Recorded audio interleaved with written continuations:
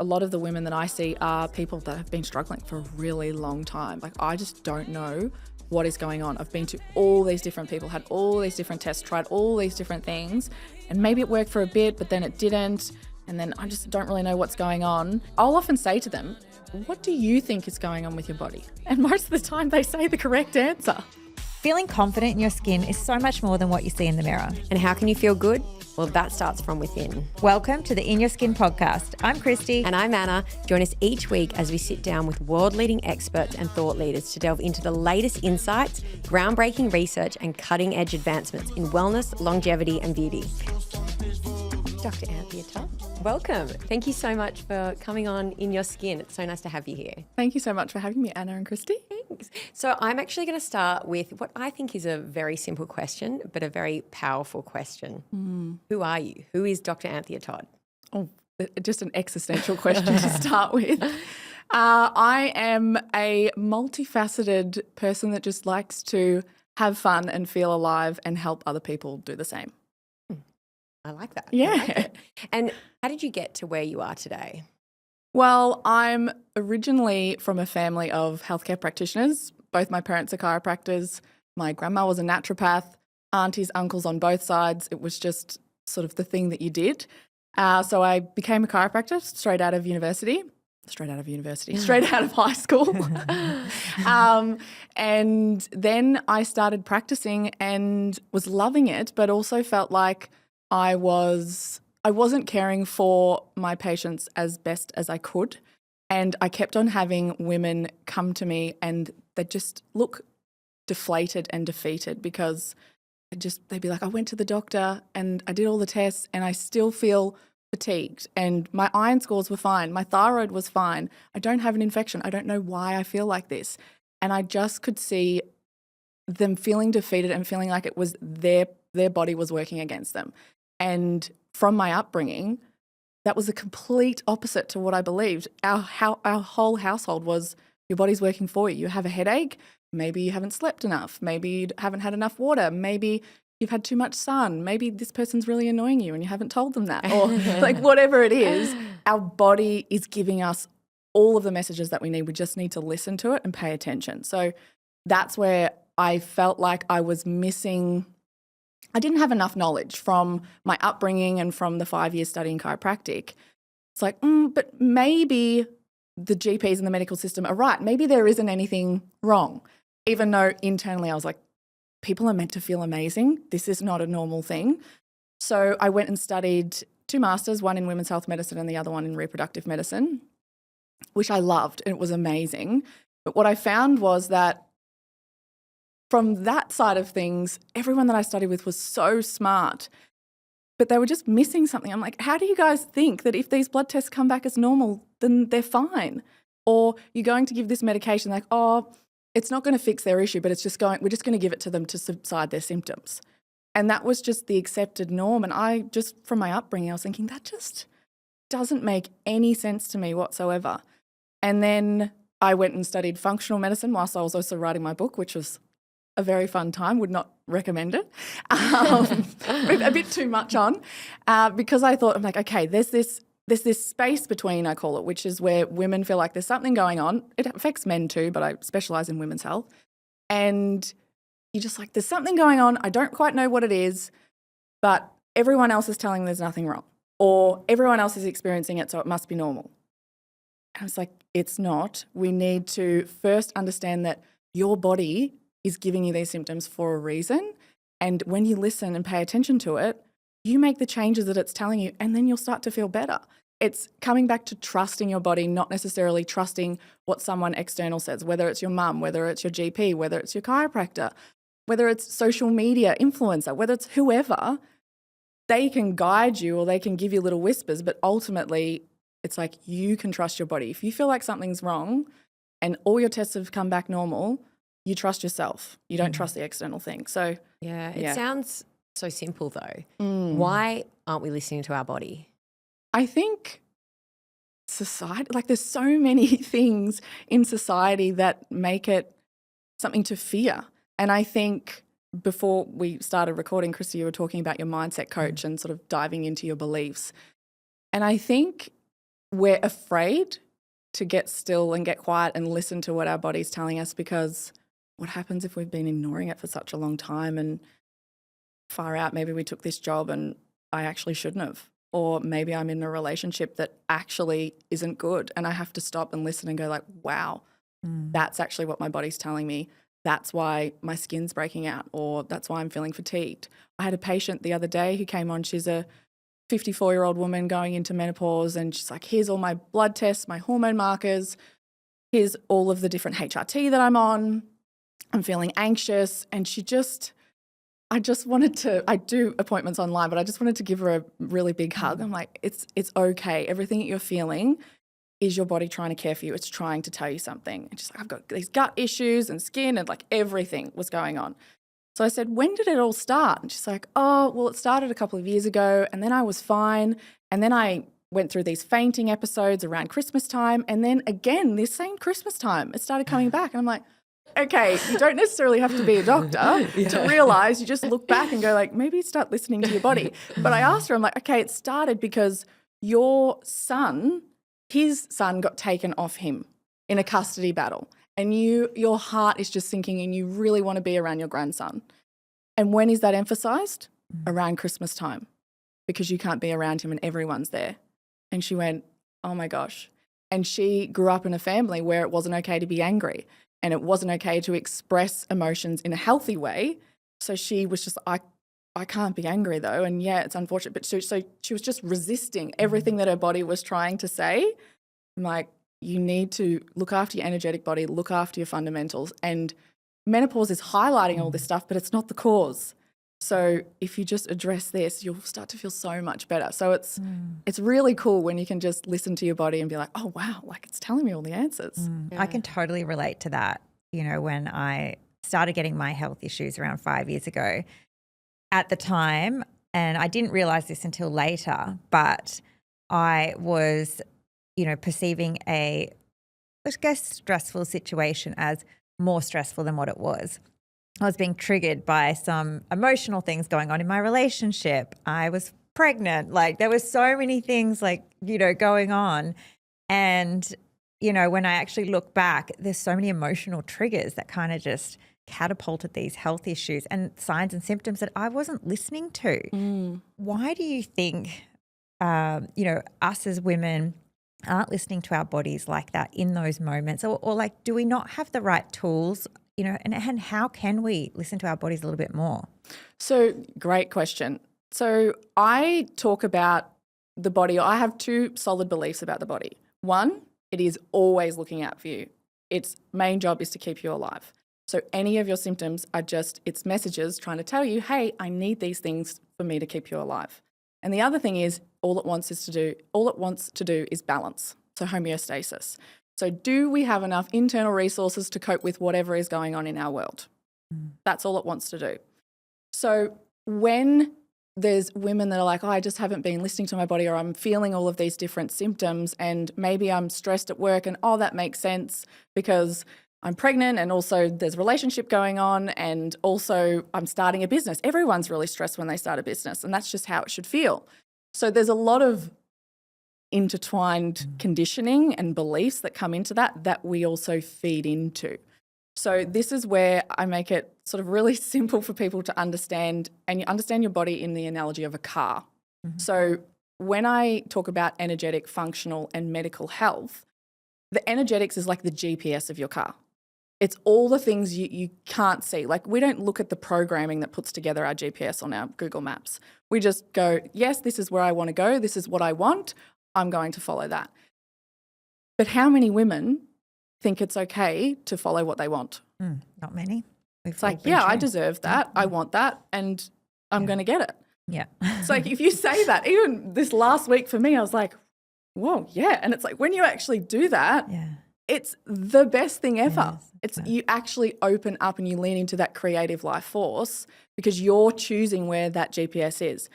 But a lot of us aren't choosing it and we don't realize it's all in our subconscious. So it's understanding that subconscious programming. Like that patient that I explained before, she had the programming of you can't ever be angry. Women are never angry. And also expressing your emotions at the time as well, because I think we're taught to suppress a little bit as well, aren't we? Like I know back then I was suppressing and not speaking up when I actually needed help, you know, to the people that I was starting to resent or, you know, all of that kind of stuff. Exactly. And it's your emotions are another symptom and a sign from your body telling you something. You've got resentment. You've been doing some things that you didn't actually want to do for a while now. You've been crossing your own boundaries and you're allowing other people to do it too. Anger, someone's crossed your boundary. It's a really helpful tool to know and listen to and go, okay, I don't like that.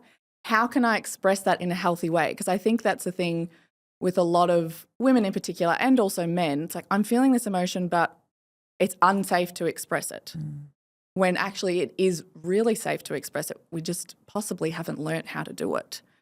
So that's where the energetics come in. So it's about what's your underlying beliefs. The things that you can't see create what you can see. So we can think about that as placebo. So if you think something's going to work and you believe in that, you believe that story, you're going to have the physical manifestations of it. So choose wisely what your story is. And then the next part of the car analogy is your fundamentals. So what does your body actually fundamentally need to work, to balance? Because when we're looking at social media or reading books, listening to different doctors, practitioners, it feels like there's so much information. And as I've said, it's like you need a PhD to figure out what the fuck to have for breakfast. It's like, I love that because I feel like every time I go for breakfast, I'm like, wait, should I be eating that? Should I not be eating that? Should I add more protein? Should I add less protein? And it is really confusing for us all. So I completely relate. Yeah. And that's the thing. I had a call from a patient this week as well, and she was talking about just like, I'm a bit concerned about this vitamin B6 toxicity because I don't watch normal TV, but I think it must have been on something because I had a lot of patients reach out about this vitamin B6 toxicity. I'm like, oh, okay, explain to me a bit more. She's like, oh, well, I was taking it and I was feeling amazing. And then I saw this stuff. So then I stopped because I was worried. Now I feel bad. I'm like, so what's your body telling you? It's telling you that you need it. You weren't toxic. You need it. So it's like, okay, just listen to your body. But those fundamental things that your body needs is your nervous system, metabolism, nutrients, and blood sugars. So whenever there's a health trend, like at the moment, I love making a breakfast margarita, which is like coconut. Sounds yummy. It's delicious. I had one this morning. I have to get the recipe. Yeah. But it has sea moss in it. And sea moss is like something that might go viral on social media. So some people might be like, sea moss, that's all I need to do and that's all I'm going to focus on. And that's the thing that's going to cure me.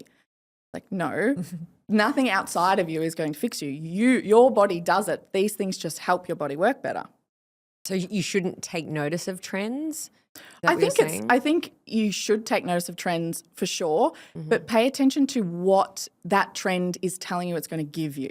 So I always look at it through a female fundamentals lens. So in terms of this car analogy, you can imagine your nervous system like the driver of the car. So it's responsible for going, okay, what's going on inside my body? Can I actually detect like, oh, when I'm anxious, I get a knot in my stomach, or when I ate that thing, I can feel that sensation in my body. A lot of people are completely disassociated from their body and they can't sense it. And they're like, I'm just so agitated. It's like, oh, I've been sitting at my desk all day and I haven't paid attention to how I'm feeling. And I've actually felt really uncomfortable this whole time. And also it's paying attention to what's going on outside. So like a driver, it's like, oh, there's a kangaroo hopping across the road, probably should slow down, or you can tell them from the country. So that's what the nervous system is doing. And then you have your metabolism, which is like the engine of a car. So a lot of us think of metabolism like you're really lucky if you are skinny and can eat whatever you want because you've got a fast metabolism, or you're unlucky, you're overweight, can't lose weight, and you just look at a cupcake and gain 50 kilos. So I used to think like that because 2 of my siblings are blessed with constant six packs and the other 3 of us aren't.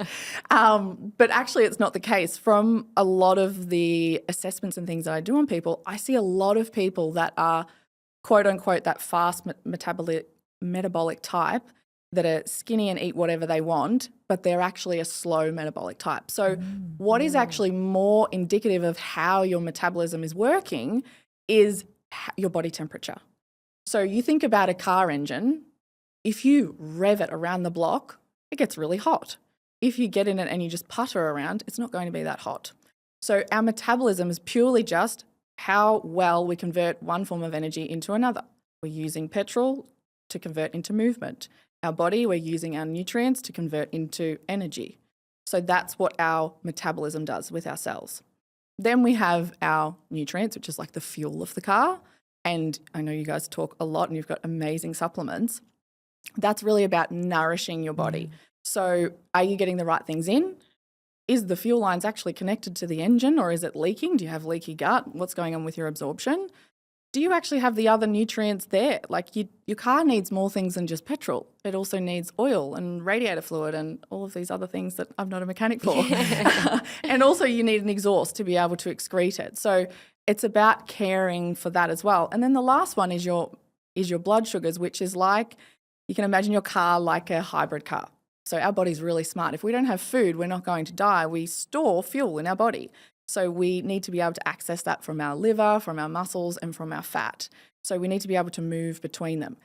The thing is, all of these impact each other. So I see so many people that are like, I only eat organic, I'm doing saunas, I'm doing breath work in the morning, I've got an ice bath at home, all these things that are amazing and they're really helpful, but they've got still conditions, their body's still telling them something. And it's like, you're not looking after your nervous system fundamental at all. You're still really, really super stressed, or you're not going after what you want, or you're not just saying what you want and feeling confident in like, I'm just going to say it and I'm going to be okay either way. So it's about looking at health trends and going, okay, this sauna, what sauna? Temperature. Metabolism is that temperature of the engine. Okay, so it's doing something for that metabolism fundamental. Yeah. Awesome. You talked about before about going down the rabbit hole of, different, ways that you can heal and your, health and learning about it.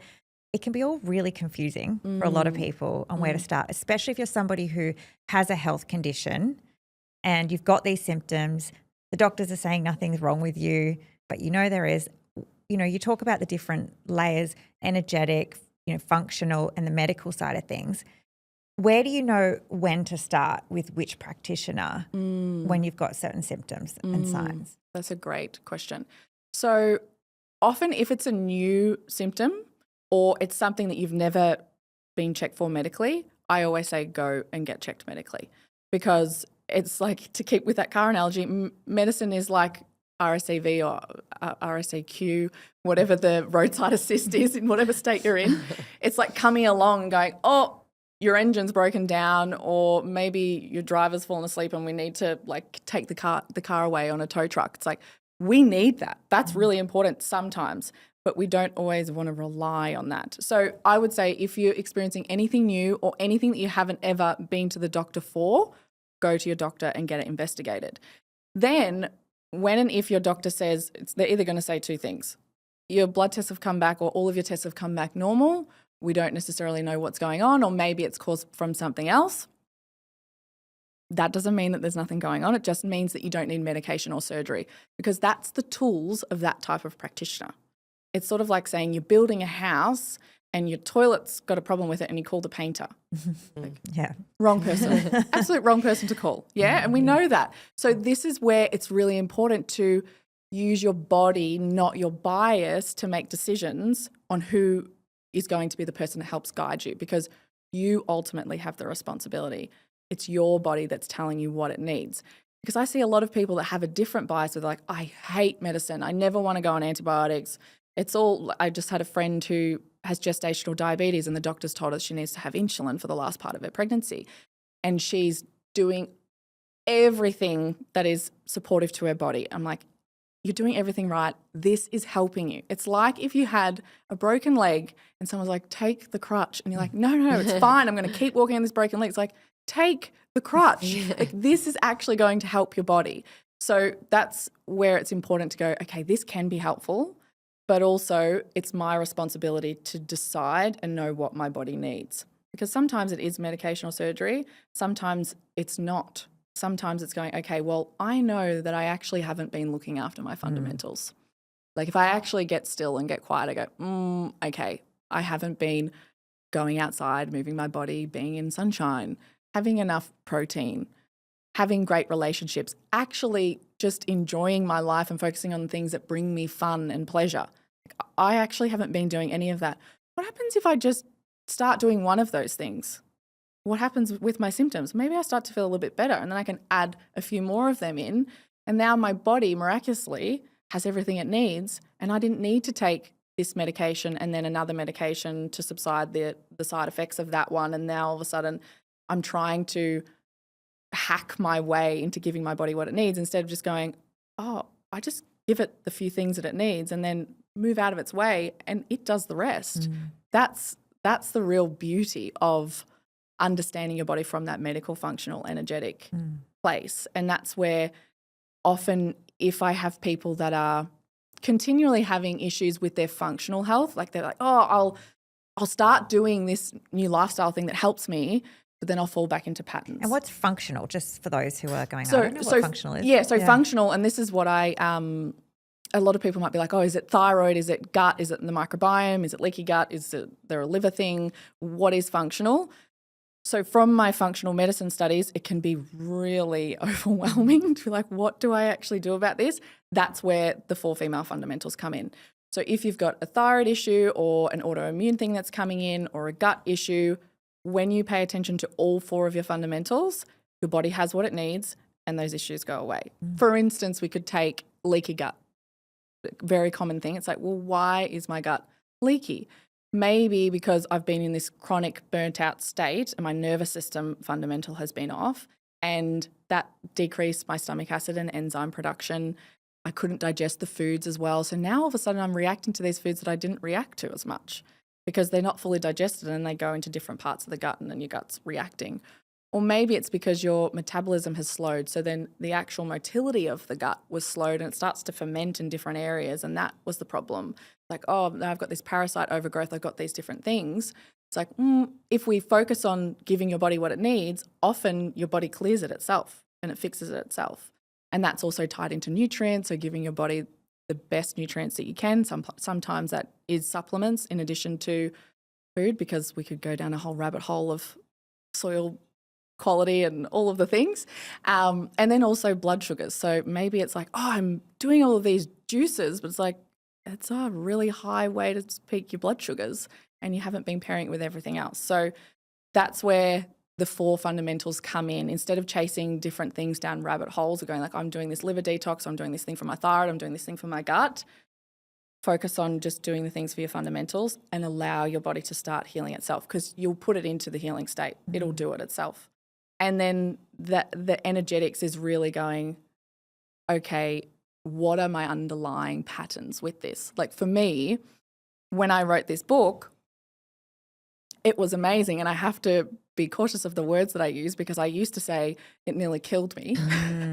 It's amazing. But I'm like, okay, I don't want to say that story anymore because I love it so much and so many people love it. But I was extremely burnt out afterwards. And I didn't realize that my nervous system was at that state. And this is the thing, when we're paying attention and listening to our body, people could have said to me back then, are you stressed? I'm like, no. Like compared to what I have been, I'm fine. It's like, that's the thing, you're comparing it. And now I'm like, oh my gosh, I feel so much better to what I felt a month ago. And it's even like in a month from the future from now, I'll probably be like, oh my gosh, is that how I actually thought I was meant to feel? So it's really about paying attention to those underlying beliefs of, for me, oh, well, writing a book is stressful.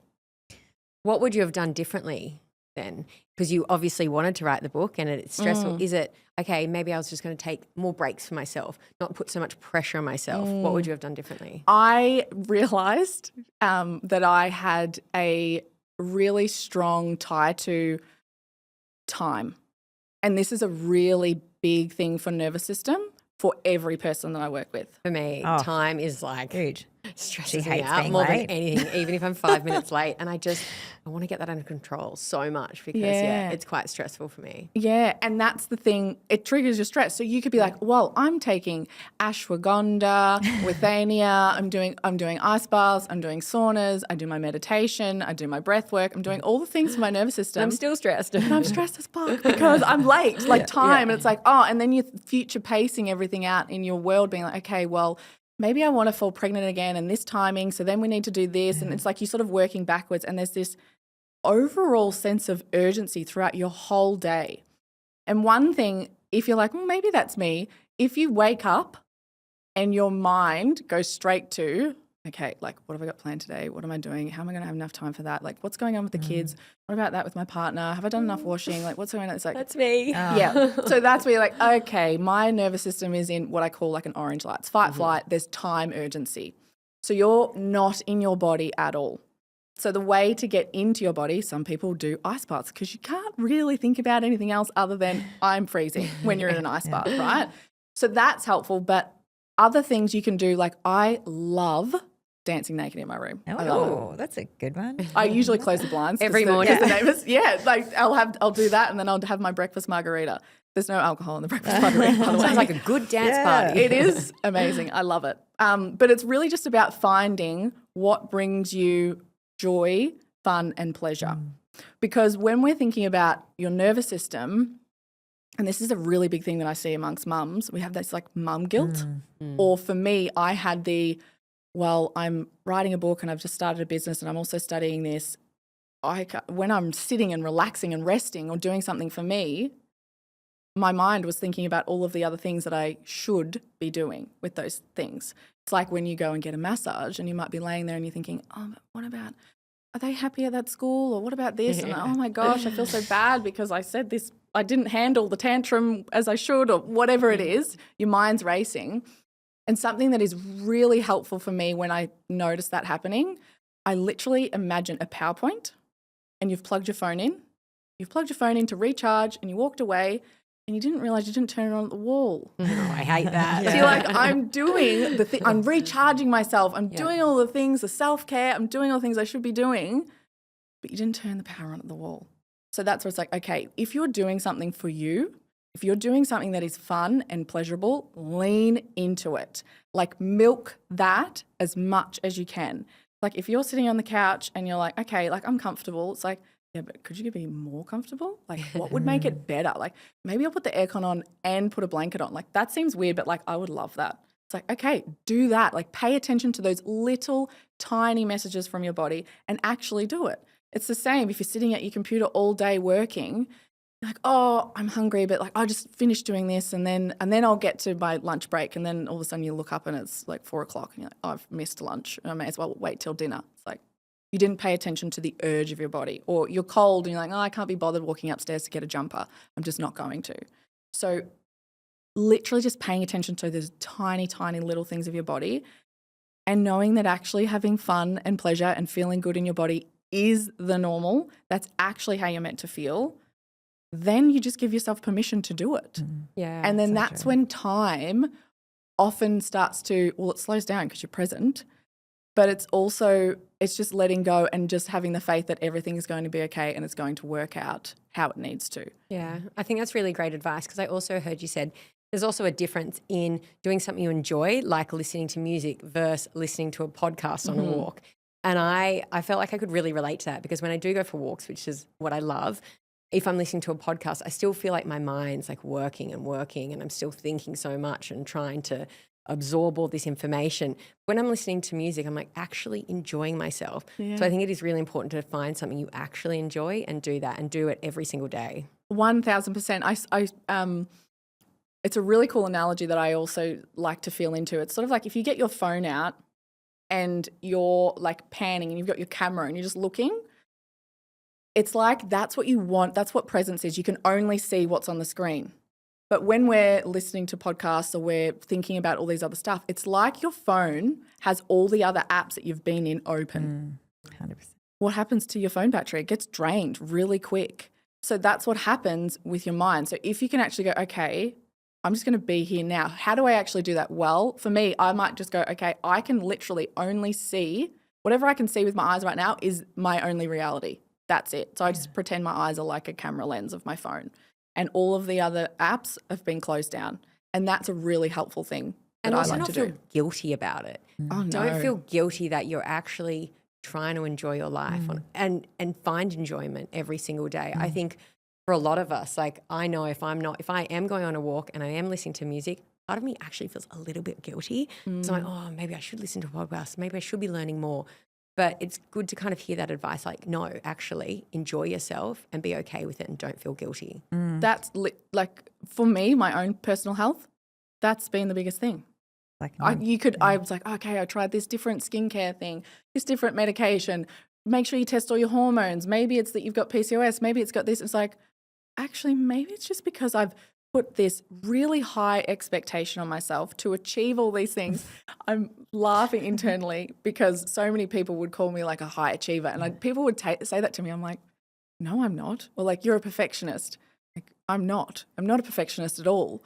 And then I like went, oh, okay, well, how might I be a perfectionist? Because in my mind, I'm thinking perfectionist.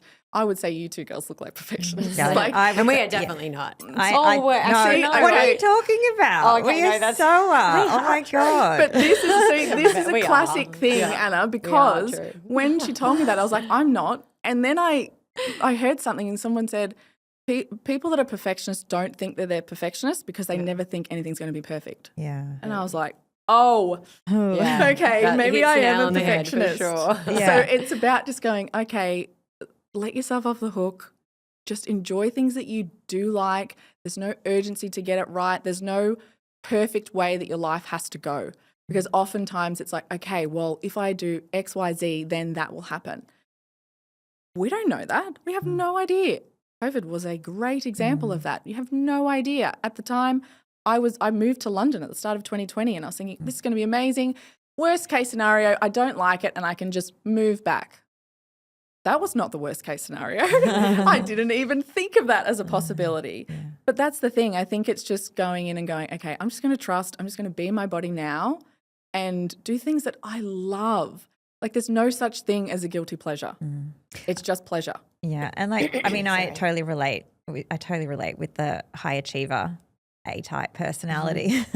I have been for a long time. And, you know, as you were talking before, you're talking about when you were writing your book, it was quite a stressful time. I had that with a business that I sold last year. And I actually felt like that for a while there, I had PTSD after building that business, because while I was building that business is when I had the health issues and I was pregnant with my daughter and I had a rash all over my body and it was all my things going on. My nervous system was like screaming at me to just stop, and I didn't. And now these days, you know, and we practice this so much even now in our business about looking after ourselves and slowing down. It's so important.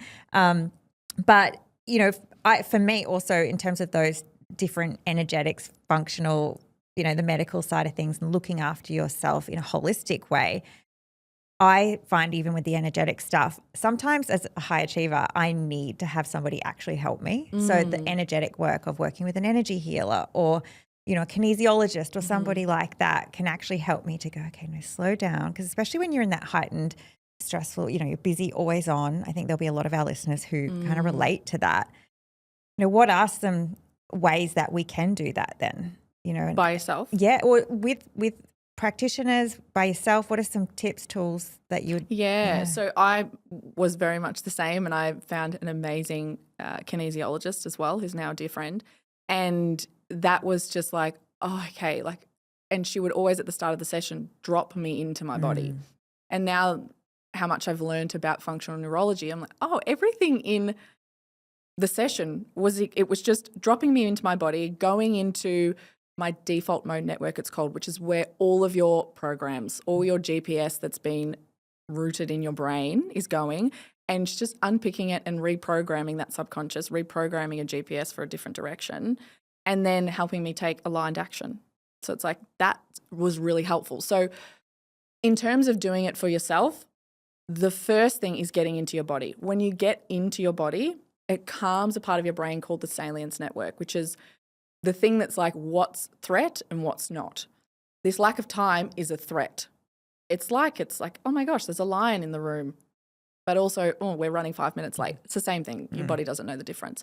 So it's triggered that. So a way to calm that is getting into your body, paying attention to the little things and acting on the urges that it gives you. That's the first thing to do. So you can do yoga, make it fun. My rule is fun. Do not do something that I say if it doesn't feel fun. You do skateboarding?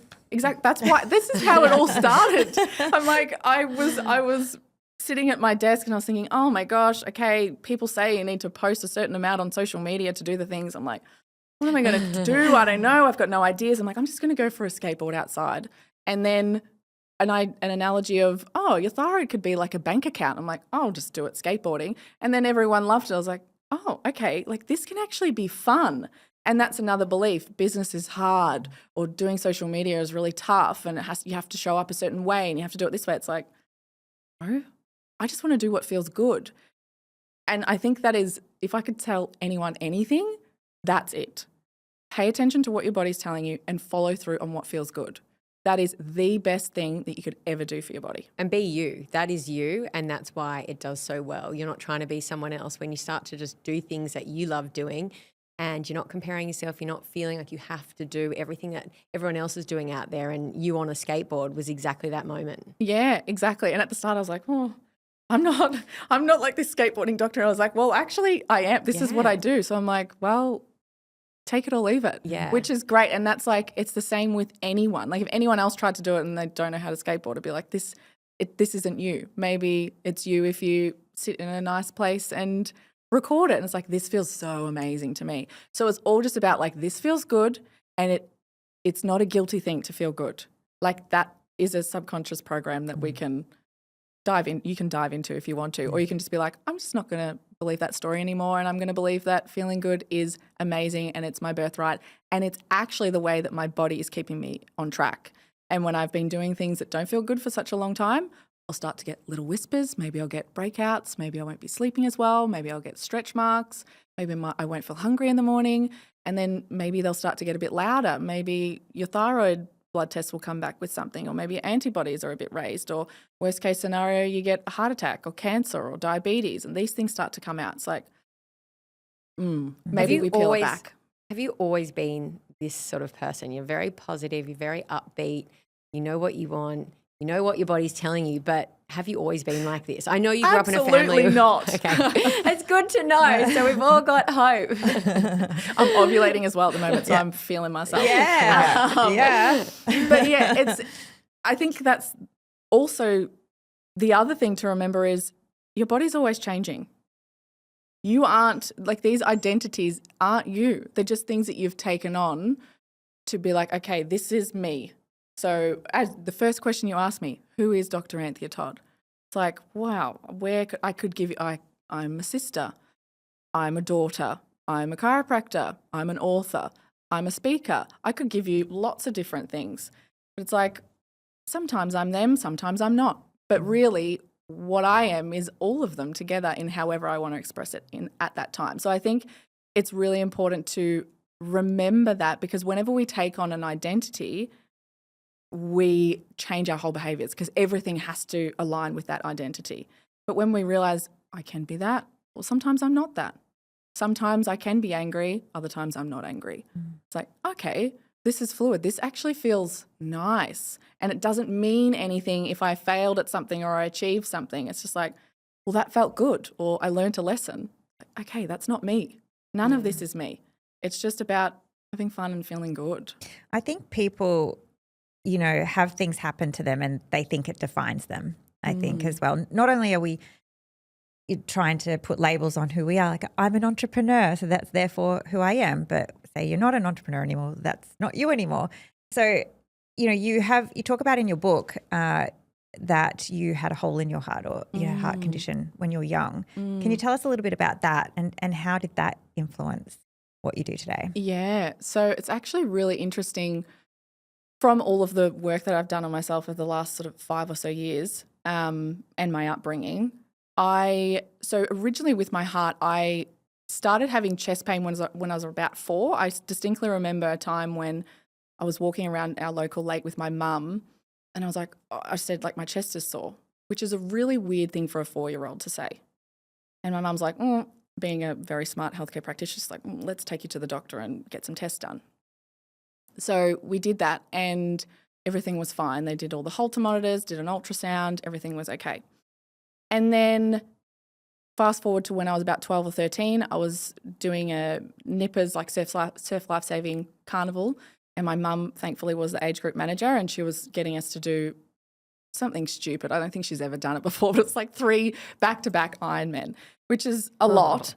And I was going in for the swim of the last one, and my legs literally collapsed underneath me. I was like, I will drown if I keep going. I'm very competitive, but I was like, not this competitive. So I stumbled my way back up onto the beach and Mum's like, keep going. I'm like, I can't breathe. Like, this is not good. Took my heart rate, was in the 200s, and then took it another 15 minutes later, was still really high hundreds. 45 minutes later, still in the really high hundreds. So luckily our family friend was a pediatrician and he said, you need to go get tested again. And they did an ultrasound like they do on a pregnant belly on my heart, and they found that there was a hole in between the top two chambers of my heart, which is a fairly common thing that we can be born with. We're all actually born with that, but it closes over by the time we're 2 years of age. But they didn't pick it up when I was 4. So that's an interesting thing. I often think about, okay, that's interesting that it wasn't there, or maybe they just missed it. But they basically picked it up, and it meant that my oxygenated and deoxygenated blood were mixing. So my heart was basically working twice as hard to oxygenate. So that's why I would often feel like woozy or lightheaded from doing sport. My nails would turn blue because I wasn't getting enough oxygen. So then they went and did all these other tests, and I'd have to go to school with a thing that looked like a bomb on me. It was like a Holter monitor, but I got to wear sports uniforms, so it was great. And they found that I also had extra centers in my heart that were basically like making my heart beatbox. So it was going really fast. I could just be sitting here and it was like I was sprinting 100 meters. So that would just come on randomly. So I went and I had 3 different surgeries. They burnt off the things, and now I have a really cool implant that sort of has closed the top 2 chambers that went through my groin. And it's been a really, really transformational thing in listening to my body, because after having the surgeries, I didn't get the blue nails anymore. I didn't get any of that, but I still got chest pain. And I notice when I get chest pain, it's because I'm not getting something off my chest. So a couple of years after I had the surgeries, I'd had an argument with my older brother, as you sometimes do. And I've had many. Yes. With my sister, not brother. And I'd grown up in a way that I didn't feel like I could express anger or express what I wanted. And my body tells me that in lots of different ways. It'll tell me in my skin, it'll tell me in chest pain, it'll tell me in not feeling hungry, it'll tell me in lots of different ways. So that day I went to the GP, they hooked me up, and he goes, you could possibly be having a heart attack based on what's coming up. You need to go to emergency. And I was like, no, it's fine. And Mum's like, we're going. And we went and they did all the things. They said, no, you're not having a heart attack, but that's just the way that your ECG looks now from the surgeries that you've had. So that was a good thing to know. But if I go back to that 4-year-old me that had the chest pain, and from all the work that I've done, I actually have uncovered, and my whole life I've had like flashback memories, which I just thought were like random intrusive thoughts of being abused when I was younger by one of our, someone that was meant to be taking care of me, and being sexually abused. So, and I'd suppressed that because I didn't want to do anything wrong, or how do I even say that? So I'm not going to. So you didn't speak to anyone when I've it was only happening? recently felt like, oh, wow, like it was coming up in kinesiology sessions. It was like, I would get them. It wasn't a dream. I was fully awake and going about my day, and it would just like come in, and would always be the same situation. I'm like, and it started coming when I was doing a personal development group that was a thing that went on for a couple of years, and we were doing a sexuality quarter. And every single day when we're doing that, I was like, whoa, this is coming. And it made so much sense with how I would be in relationships with men, or what I would think.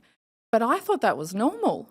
I thought walking down the street and seeing a man and a woman holding hands, and me thinking, what are you doing, let her go, was a normal thing. I thought that's what everyone thought, because that was what I believed. It's like when you say, oh, well, I was just stressed, and running a business is a stressful thing, because everyone feels like it. It's like, well, that's what I'm going to go towards. That's where my GPS is programmed. Until you look at it and you go, I don't want that. That's not actually working for me. So, yeah, the heart has been an amazing thing. And now it's just going like, okay, like this is actually what I want. Yes, that situation was terrible, and I wouldn't wish that upon anyone. It's made me a lot stronger. And now, even just in the last couple of months, it's like, say what you want and feel safe in saying that, because I think in the process of, I wrote a little bit, I don't go into it too much in the book, but I do mention it in the book. And before putting it in the book, I was like, do I say it? Do I not say it? Am I going to trust that that's what happened and I didn't make it up? Am I going to gaslight myself? Am I going to trust myself? It's the same thing with women and going, getting tested and waiting for someone else to say, yes, that's what's going on. Instead of going, no, trust that. That's all you need to do. That's big. I think it's so important. And I think, when it comes to the organs, and I'm going to ask this question because I personally went through something last year. I got admitted to ICU in a hospital in Indonesia last April, and I had pneumonia, and I'd never been admitted to hospital before for any kind of illness except for, I guess, when I had my babies. And I had a really severe pneumonia. I had 3/4 of my lung full of fluid. I had half of the other lung, and I was hooked up to a ventilator. My husband was traveling overseas at the time. I had the kids with me. Luckily, my mum lives in Indonesia, and so she had the kids, so I was flying to her place. But I was in a remote hospital in Lombok and by myself for 7 days. I had a lot of time to think while I was hooked up, couldn't breathe. They couldn't figure out why someone so healthy had such a severe lung condition. And while I was there, I looked up, I was starting to have a few panic attacks and I guess crying a lot and felt like I was grieving. I looked up the spiritual meaning of lung conditions, and it actually meant grief and transition and letting go. And at the time I was selling my business that I'd had for 7 years, and I was really having a hard time trying to let that go. And I actually wrote this beautiful letter while I was in hospital to the people that helped me start that business. And it was just such a process. But when you talk about the heart and what you went through, do you believe that different organs will express different emotions? 1000%. I think you can't not. Yeah. It's really hard for me to not see that. And that's whenever I see anyone, they come to me and they might be like, well, I was diagnosed with an autoimmune thyroid condition, for instance. Okay, thyroid. Where does the thyroid sit? It's in your throat. What are you not saying? Yeah. What have you not been saying? And your immune system is the thing that's meant to protect you.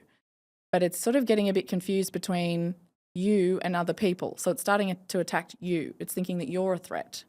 So remember, your body's always looking out for you. It's doing this to help you, even though you don't like it and you don't like how you feel with it. So what are you not saying, and what boundaries are you allowing to be crossed? Because your body is starting to attack you now. It's like, we need to stop you from allowing this to happen. So that's where it's like, it's not for I wouldn't say not for the faint-hearted. It doesn't, and again, this is a belief, it doesn't have to be hard to look into these things. It doesn't have to be some like, oh my gosh, it's a 10-year journey of diving into myself and understanding all these things, and it's going to be hard and it's going to be But I think all if of you've these got things. chronic conditions, and you haven't yet explored that side in terms of the energetic work or the mindset, then it's maybe something to look into, additional to your functional and your medical support. Yes, always. It's always both. I'm not going to say to someone that's got an autoimmune thyroid condition, just like speak up and express yourself. And they'll be like, yeah, great, but like I can't get out of bed and my hair's falling out and I have dry skin and I'm brain fog and I can't think. It's like, also take this medication. Yeah. Also make sure you're looking after your fundamentals and having the proper nutrients. But also like you've gotten to this point, you need RSCV or roadside assist because you haven't been looking after your car. And maybe you've been trying to look after your car and you've taken it to the mechanic and you're driving a red Ferrari, but your GPS is sending you down a 4-drive track. So it doesn't matter how much you're doing and you're trying to do, but you actually haven't paid attention to those patterns underneath and the things that you really need to look at, you're still going to keep going down that path. And then eventually you're going to need roadside assist. So that's where it's about going, okay, sometimes we need them. We always need to look after what our car needs or what our body needs, and then paying attention to where is our GPS and knowing that you can have whatever you want and just know that it's like, do you actually want it? And I think that's what you were saying before, Anna, about that like authenticity and leaning into, is that what I actually want? Like, yes, I can see that that person's doing a sauna, but do I want to do that? Does that actually feel good to me? So it's just paying attention to that and honouring that feeling good is a natural, normal state. And also knowing that there are options out there. It's not just for me, like I grew up in a family of doctors. And so I thought that was the only path at all times until I met my husband, who's a chiropractor. And I'd never been to a chiropractor before because I was like, oh, it's just not for me. Like chiropractor's not for me.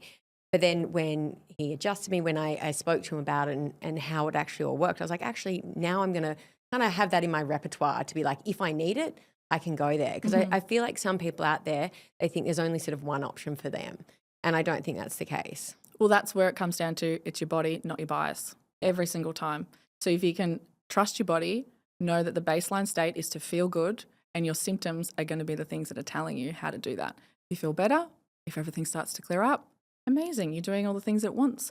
If you're like, I'm not sleeping very well, or I'm feeling really anxious, or I'm brain fogged, or I've got these stretch marks that keep coming, or my eczema's flaring up, so okay, there's something else. What do stretch marks actually mean? Because I feel like all women have them. Yeah, so it's not necessarily, it's not a bad thing that you're going to all of a sudden get some disease from, but it's just a warning sign from your body. So your skin is collagen, and what holds collagen and the amino acids together is actually copper. So when your skin is rapidly stretching, whether it's from pregnancy or whether your bum's grown or your boobs have grown or whatever's happened, you can get slight sort of stretch marks as it's stretching because often that your copper is too high. If it's really high, you'll get the deep purple ones. If it's not as high compared to zinc, you'll get the sort of white ones. So that's where, and often in pregnancy, yes, your belly and the skin is actually stretching, but also in pregnancy your copper raises because it goes with estrogen. So this is where it ties in. If you've got stretch marks and you also have heavy periods and maybe your brain foggy and your boobs get sore, like, okay, you've got high copper and that's what's causing your high estrogen. So that's where copper is a nutrient, and it goes back to the fundamentals. Instead of chasing down, I've got high estrogen, so I need to pay attention to what my liver's doing and all those things. Yes, but how do we support the liver? We care for your fundamentals. When your nervous system's balanced, your gut and your liver get all the proper nutrients and blood supply to be able to work better. Your metabolism, your motility and the flow and the pace of it works better. You absorb your nutrients, and then your blood sugars are well balanced too. So you're not creating inflammation, which then creates high estrogen, and then it blocks your thyroid. Like, there's so many different pathways, which is what I learned from functional medicine. I'm like, okay, well, if we just balance these things, then the pathways, the body figures it out itself. We don't have to then chase different organs and different things. We just balance that, and then the body knows what to do. The organ cells know what to do. We just have to give them what they need. So if I've got stretch marks now, asking for a friend, what can I do? Or the stretch marks I have now, they're going to stay there forever. Or can I give my body what it needs and they're going to go? Come on. Interesting. I'm not sure whether they can disappear. Okay. I'm not a dermatologist in that way. But if you notice that those stretch marks are there, often it can be that the copper was high. So having things like zinc, B6 and magnesium together are a really great thing to start with. Also, you talk a lot about your grandmother being a massive inspiration. I love my grandma. Can you tell us what you learned from her? Oh my gosh, I learned so much. I love my grandma. Without getting too woo-woo, but I'm going to now anyway, I've just preempted you.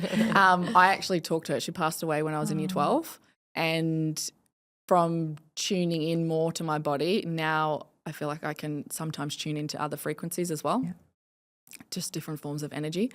And she's always around me all the time, and she's actually just come in now.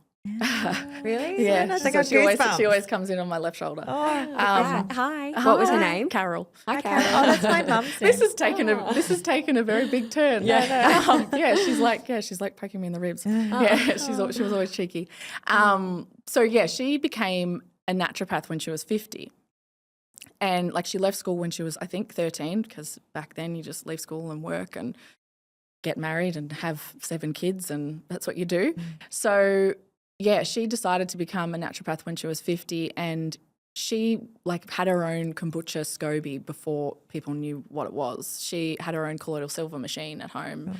We had a green box that she'd made that had like potions and it had a different homeopathic, naturopathic things. The babysitters would be like, they've got green snot. What do I need to give them? And then she'd be like, go through this thing and do that. So it was really cool to see her be able to just go after what she wanted at like such a late age. Be like, okay, I can do that. And she'd do a woodwork class and build their table for the family. She'd always be wanting to have a lot of fun. But the other thing that I learned from her, because she died when she was 74 and she was really quite sick. She had congestive heart failure. Her skin was really thin. She couldn't lift her arms. She was also a massage therapist. So she had like rotator cuff tears and she was just really frail and didn't seem like the healthy person that she should have been with all of the lifestyle things that she was doing. My granddad, love him, but he was not a very nice man. He's passed away now, but he was, she wanted to always do things and he would sort of block her from doing them. So she never really got to shine her light and be her. So I think that's also what I learned is the importance of having a great partner, that's someone that supports you, and also just following what you like to do unapologetically. I think she did do that, but there was probably guilt around it. Yeah, and that can definitely have a detrimental effect on your health when you have a belief around guilt and things like that. But she sounded like a wonderful woman. I want to talk a little bit about some practical things now that we can do to look after our fundamentals. Sleep is important. Do you have a sleep routine yourself? I do. I've recently, I see you girls are wearing the whoops. I wear a whoop as well. I love it. It gives me the proper timings that I need to be going to sleep. And it's also really interesting because I'm like, oh, I thought I slept really well and I didn't last night. Okay, why was that? But my sleep routine, I try and keep the house relatively dimly lit when the sun's down, try and keep the house like that. I do also wear red lenses. My dad actually has written a book called Sympathetic Dominance, which is all about what's called SD protocol, which is all about fight-flight nervous system. He's done functional neurology and lots of things like that. So he has these red lenses that he sells as part of that. So I wear them. And then do you put them on every night? Is it at a certain time? You put your generally, I will try. Like, to be honest, I don't wear them every time because I'm not perfect. My top priority is always fun and pleasure. And if it's not that, then that's when I notice my health starts to go down. So every night when I remember, I'm putting them on. Particularly if you're like, oh, I'm watching a movie or I'm sitting down and there's some form of screen or blue light. Trying to have red light is a lot nicer on your nervous system because blue light is like the frequency. It's very, very fast and close together, whereas red light is calming and soothing. So when it's like that, your sympathetic nervous system calms down, your body gets out of that fight flight. And it's so interesting when you put them on, you're like, oh, I feel so calm. Straight away, your body just calms down. So what I'd say at nighttime, I do that. Often I will do some form of connection with someone, friends, family, or connection to my body. So it might be yoga, stretching. It might just be I'm falling asleep and I'm exhausted. So I might listen to a hypnosis or just like actually check in with my body and do a bit of like a self-massage and just like ask myself like, okay, how was today? Like, how are you feeling? Thanks for letting me know. It is. It's like a calm, soothing. It's why a hug feels so good. Because it's like it's a firm, nice hug. It's like, oh, that's soothing to your body. People use weighted blankets. It's really nice. But when you do that, you're straight away putting yourself back into your body. It calms that salience network in your brain. That's the perfect way to sleep. Because basically, a really simple way to think about sleep is your cortisol is your stress hormone and melatonin is the hormone that you get from the sun. So when the sun is out, your melatonin is going to raise. And when your melatonin gets to a certain level, your body's like, oh, it must be nighttime because you've had a lot of melatonin throughout the day. If your melatonin is high and your cortisol is high, it's very hard to fall asleep. It's like when you could be like, oh, it's midnight, but someone sounds like they're breaking into our house. I'm going to wake up because my cortisol's spiked up. Or maybe not even someone's breaking into your house. Maybe you're thinking about that bad thing you said to that person in grade 7. You're like, I can't believe I said that. It's like, that spiked your cortisol, whatever it is, yeah? But when you can calm your melatonin and have that high at the end of the day and have your cortisol low, that is when you'll fall asleep. It's like the nicest thing ever. And then throughout the night, your cortisol has some peaks and troughs, but gradually your melatonin's going down because it's a dark room. And then all of a sudden they've swapped, your cortisol's up, your melatonin's low, and your body goes, oh, it must be time to wake up. You wake up, you start to get melatonin throughout the day. So having good sleep is all about also being outside to some points if you can throughout the day, because that's going to naturally boost your melatonin. It's also going to give you natural vitamin D, which is a natural anti-inflammatory. It calms your cortisol, gives you all the things. So it's like we could be thinking about all this stuff we need to do, but it's like, oh, actually, if I just go outside, move my body, touch the ground, do it in a fun way, all my fundamentals were met. It's not like, oh, okay, well, I have to do this, and this. If anyone's listening, that is not the point. The point is to do things that are fun, and you will know because your body will feel good. And that's, we keep coming back to it. It's like your body's meant to feel good. Looking after your body isn't another job. It's not another thing to tick off your list. And I know you say you've got to see your body as an ally versus an enemy, and you've got to make sure you work with it and not against it.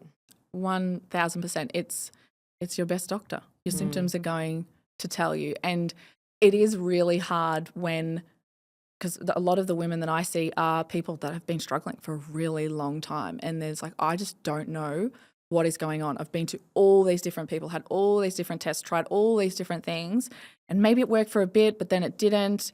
And then I just don't really know what's going on.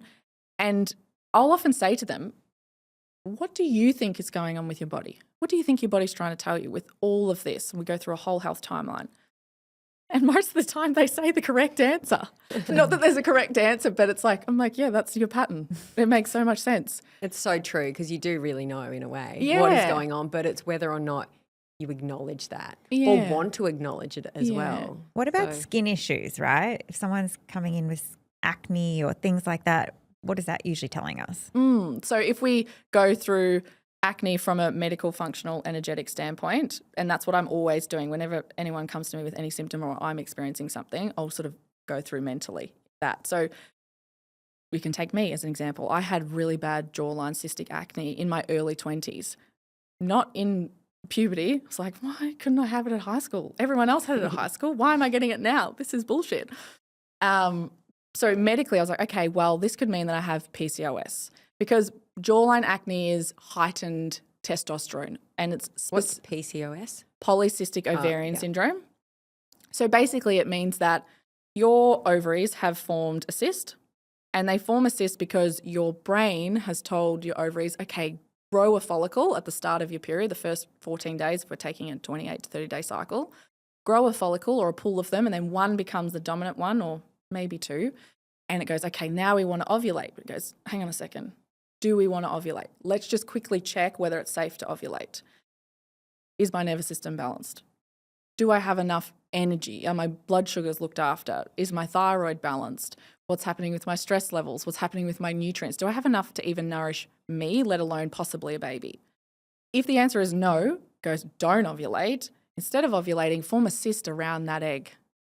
And then we get a cyst. We get it many times, we get polycystic ovarian syndrome. So we can get polycystic ovaries, which is just we get cyst on the ovaries. If you have the syndrome, you will also have heightened androgens, which is a testosterone.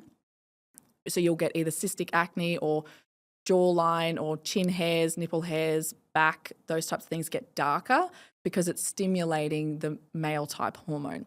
So you'll get that as well. And sometimes you can get blood sugar issues with that too.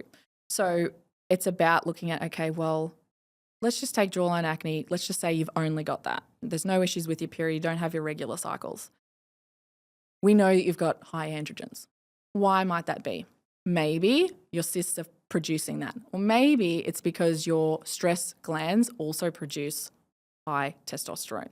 So then we go, okay, well, let's just have some tests. We need to make sure there's no growths on the ovary. We need to make sure there's no growths in your liver, on your adrenal glands, or on your brain. That's what they're testing for when they're looking at the hormones. And they go, there's nothing wrong, great. We know you don't like this symptom, here's a pill, because that pill is going to bind to that hormone and make it sort of, your body can't use it. But then when you come off it and you haven't sorted why it's there in the first place, and you've got this build-up, you're going to break out in post-pill acne. Awesome. Don't really want that either, but I also don't want the acne too. So, okay, well, if you don't want that and your cycles are normal, you don't want to go on the contraceptive, then here's some tretinoin, or here's some antimicrobial creams, or maybe we're going to give you Roaccutane or something like that that can stop the acne. It also comes with a lot of side effects, and it's also not addressing why you have the high testosterone in the first place. But it's great because you don't have any growths or tumours or anything that's causing it. Amazing. Okay, so if you want to look at it deeper, we go, okay, what are your fundamentals doing? What have you been doing for your nervous system? When did this start? For me, mine started when I started working as a chiropractor, because I felt this enormous pressure and expectation, and I started thankfully with a full book of patients, but I'm like, I come home and I'm sleeping in my lunch break, and I'm like, oh my gosh, and I feel like I have the weight of the world because my parents have a really great reputation in the profession. So I'm like, well, I've got to be amazing, even though I've just started. It's like, oh my gosh, and I've wanted to do this my whole life, and now I love it, but I'm not loving it as much as I thought I would, and I'm really stressed, and like now I feel guilty, and it's all this mental stuff that's going on. It's like, okay, support your nervous system. It's like, oh, and also you're not hungry in the mornings and you're skipping that. You're going to do this intermittent fasting thing that everyone's talking about doing. So you're going to have your lunch, but you've worked all day with patients and you're exhausted and brain fog. So you'll have lunch and you're like, oh, I better eat another lunch because I'm not going to be able to eat until 7:30 when I finish work. And then I'm going to eat a lot when I get home. And then all of a sudden my blood sugars are completely out. I'm super stressed. I don't have time to exercise in the morning. It's like, okay, you just weren't looking after your fundamentals. Look after your fundamentals. And then it was also going into, okay, well, the energetics of acne or skin, your skin is a boundary. It's a physical boundary of your body. And you can think of the difference between a boundary and a barrier. A boundary is sort of like a net. It lets some things in and it also doesn't let other things in. That's the same with our skin. We know that we can put hormonal creams, if we put perfumes, oils, anything like that, they can go through our skin. But we also know that dirt can't get in there if we don't have a cut. Yeah. So when we have issues with boundaries in our life, we often can have skin issues. So that's from an energetic perspective as well. So that's why when someone comes to me with any form of skin thing, I'm like, okay, medically, let's look at this. Does it seem like there's a hormonal thing? Let's just make sure there's nothing growing or sinister with any of the organs that are involved in creating hormones. Okay, great. Nothing. Awesome. Let's look at your fundamentals. Let's dive into them. And then also let's look at some underlying patterns that might be coming out. Yeah, really, really interesting. Do you have a specific skincare routine that you like to follow daily? Not really. You girls are glowing, so you're probably the best people to say that. I actually have been recently. What I found through my skin journey, because with the book coming out about a month afterwards, I got this really, really intense, like cystic, blood-filled, really painful acne, and I was like, "This is like, what is going on with this?" Like, oh no, I'm not. Like, I finished writing the book. I'm not stressed at all. It's like. But like, what's going to happen when you write the book? You're going to be out there a lot more. Do you have a fear of being seen? Maybe. And then I'm going to say, oh my gosh. So it's just looking at that, but then also going into and really leaning into, I just want to do things that are fun and help me feel alive. And when I do that, that's the best thing for my skin. So in terms of creams and moisturizers and all those things, no, I don't have a routine.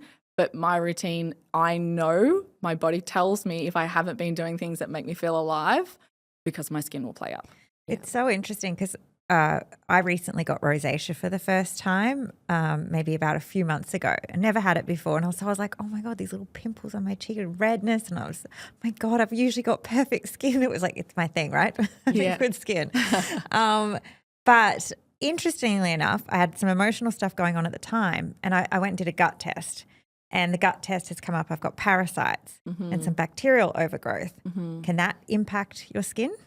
Oh, definitely. So everyone always talks about the impact of your gut connected to your skin. So they grow at the same time in utero. And a really cool way to think about it is if you had this special pen that could draw on your cheek and it could miraculously bend, it could also bend and go down your esophagus, into your stomach, into your intestines and come out your bum. It's all connected. So when there's skin issues, often there's gut things related. So yes, parasites can be there, but then my question is, why is the parasite there? Why wasn't your body able to block that and clear it? So it's like, well, maybe it's there because, yeah, you ate that really funky street food when you're in Indonesia. Possibly shouldn't have done that. And maybe, yes, let's take some antiparasitics and heal the gut at the same time.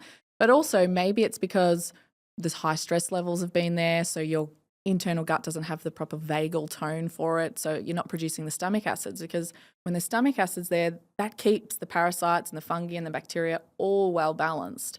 So that's going to help it. Or maybe you haven't been exercising or going outside and connecting with nature, so your metabolism slowed down. And Tick, tick, tick. yeah. And you live in such a beautiful place in the world, right? So that's the thing. I think it's when we're like, okay, I have to find the answer to this, and this person's going to tell me what it is, and then I have to do X, Y, Z for it, which is really helpful, particularly when we feel so lost and overwhelmed and it's like no one can tell me what's going on. I just want someone to tell me what's going on. That is so amazing to have that. It's amazing. But then it's also looking at, okay, well, I am responsible.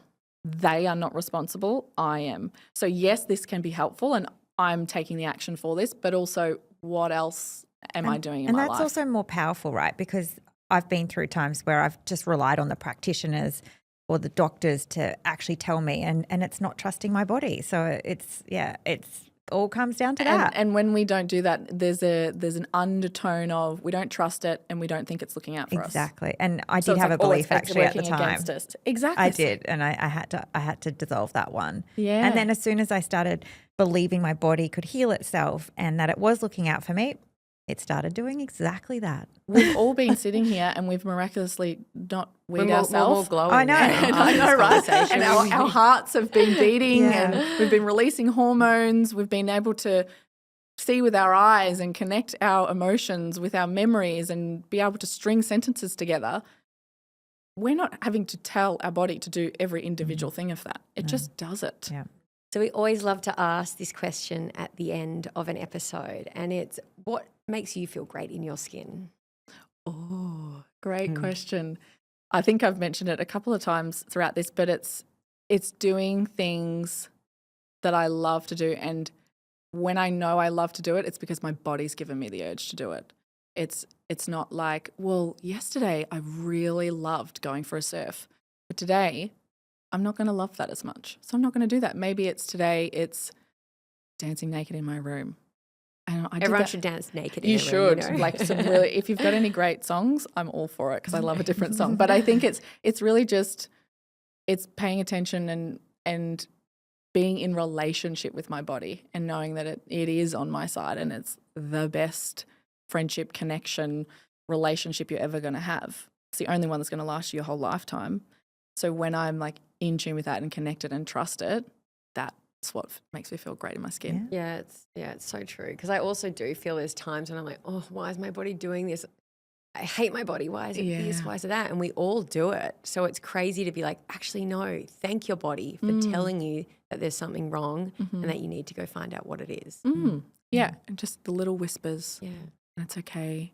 And I think that's the thing. When you come from that perspective, you're coming with love. You're not coming with hate and I need to fix this thing to then fit into a box of how I should be, instead of going like, oh, thank you so much for telling me that. Yeah. Okay, great. That's actually going to keep me in alignment and give me the things that I'm so stressed about I don't have time to get. It's actually going to give me it in a different way. Yeah. Well, thank you so much for joining us today. Thank you so much for having me. For those who haven't read the book, What's My Body Telling Me? It is an amazing resource. We've both read it. It's fantastic. But other than the book, where can we find you, or where can people find you? You can find me on Instagram at Dr Anthea Todd, and also my website is called femalefundamentals.com.au. So there's plenty of resources there. Amazing. Thank you. Thank you so much for having me.